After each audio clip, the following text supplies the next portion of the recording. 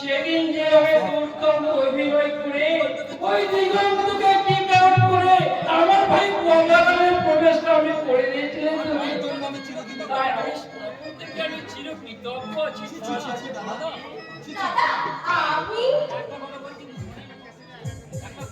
হ্যাঁ, একটা কথা আমি বলছি, কিছু মনে করো না।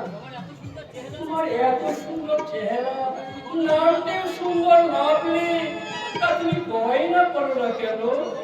আমার স্বামী তো আপনারই ওই লেককারখানার সামান্য একজন শ্রমিক, তা গয়না করার সৌভাগ্য কি আমার হবে?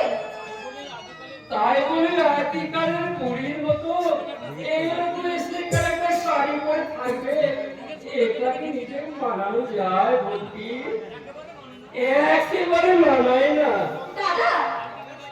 আলটা মানা, I mean jeans skirt, hot pant, এইগুলো সবসময় পরে থাকবে তা নয়।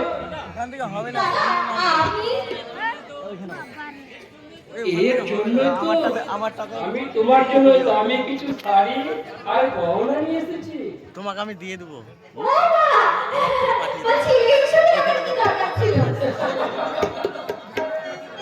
আসল কথা কি জানো বলছি, অনেক মানুষ যেমন ওই অ্যাকুয়ারিয়ামের সুন্দর মাছগুলোকে ফেলে দেখতে বড্ড আনন্দ পায়, তাই আমিও তাই। তুমি দাঁড়াও দাঁড়াও, বোতলমুখী